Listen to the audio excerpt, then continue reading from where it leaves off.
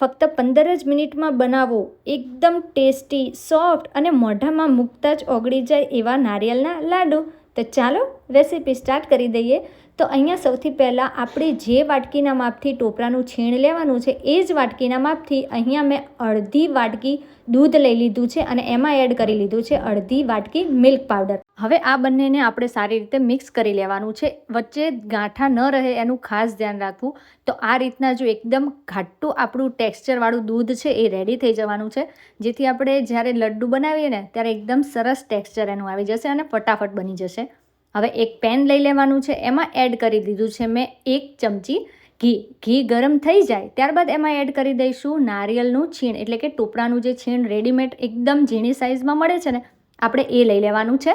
હવે આ બંનેને આપણે સારી રીતે પહેલાં તો શેકી લેવાનું છે, મિક્સ કરી અને શેકી લેવાનું છે. પણ કેટલું?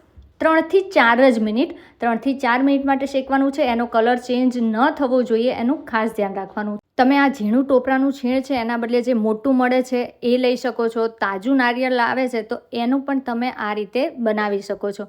તો 3 થી 4 મિનિટમાં જ આપણું નારિયેળનું છીણ છે એ આ રીતના શેકાઈ અને રેડી થઈ ગયું છે. હવે એમાં એડ કરી દઈશું આપણે જે મિલ્ક પાવડરવાળું દૂધ રેડી કર્યું હતું ને એ. હવે એ જ બાઉલની અંદર મેં 2 ચમચી જેટલું દૂધ લઈ અને જે આપણે મિલ્ક પાવડરવાળું દૂધ છે એ વાટકામાં ચોટેલું હોય એ આપણે લઈ લેવાનું છે. હવે આ બધું છે એને આપણે સારી રીતે મિક્સ કરી દેવાનું છે અને એની સાથે અહીંયા મેં અડધી વાટકી ખાંડ લઈ લીધી છે. ગળ પણ તમને ઓછું ભાવે કે વધારે ભાવે તો એ હિસાબે તમે ખાંડ લઈ શકો છો. તો અહીંયા મેં અડધી વાટકી જેટલી ખાંડ લઈ લીધી છે. તમે ખાંડની જગ્યાએ દળેલી ખાંડ લઈ શકો છો અને જે દેશી ખાંડ આવે છે એનો પણ યુઝ કરી શકો છો. તો બસ આ બધું છે એને આપણે સારી રીતે મિક્સ કરતું જવાનું છે. અને હા, ગેસની ફ્લેમ છે એ મીડિયમ રાખવાની છે અને આપણે એને એકદમ જ્યાં સુધી પેન ન છોડવા લાગે ત્યાં સુધી આપણે એને શેકી લેવાનું છે. લગભગ 7 થી 8 જ મિનિટ લાગશે અને આ રીતનું આપણે ટેક્સચર છે જે લાડવા માટેનું એ રેડી થઈ જવાનું છે. તો જો આ રીતના પેન છોડી દે છે અને ઇઝીલી બધું છે એ કમ્બાઈન થઈ જાય છે. તો આ રીતના આપણું ટેક્સચરવાળું જે મિશ્રણ છે લડ્ડુ માટેનું એ રેડી થઈ ગયું છે. તો આ સ્ટેજ ઉપર આપણે ગેસની ફ્લેમને કરી દેવાની છે બંધ અને આપણે આ મિશ્રણને આ જ પેનની અંદર સારી રીતે ફેલાવી દેવાનું છે અને પછી એને ઠંડુ કરી લેવાનું છે. તો જેમ જેમ તમે એને મિક્સ કરતા જશો ને એમ આ મિશ્રણ છે એ હાર્ડ થતું જશે, જેથી આપણા બોલ્સ છે ને એ ઇઝીલી વળી જાય. મેં અહીંયા આ મિશ્રણને પેનમાં જ એને પાથરી દીધું છે, એટલે કે ઠંડુ કરવા માટે મૂકી દીધું હતું. તમે કોઈ બીજી પ્લેટમાં પણ એને કાઢી અને ઠંડુ કરી શકો છો.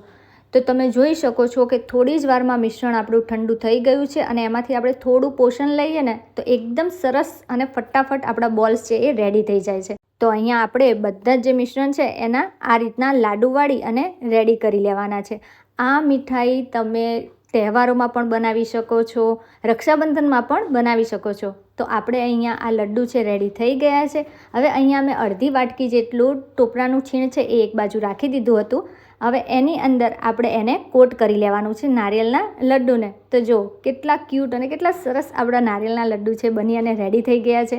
તો છે ને એકદમ ઇઝી અને 15 જ મિનિટમાં બની જતા નારિયેળના લડ્ડુની રેસીપી. તો રેસીપી કેવી લાગી તમને? વિડીયો ગમ્યો હોય, રેસીપી ગમી હોય ને તો લાઈક કરજો, શેર કરજો અને હા, ચેનલને ફોલો અને સબસ્ક્રાઈબ કરવાનું ભૂલતા નહીં.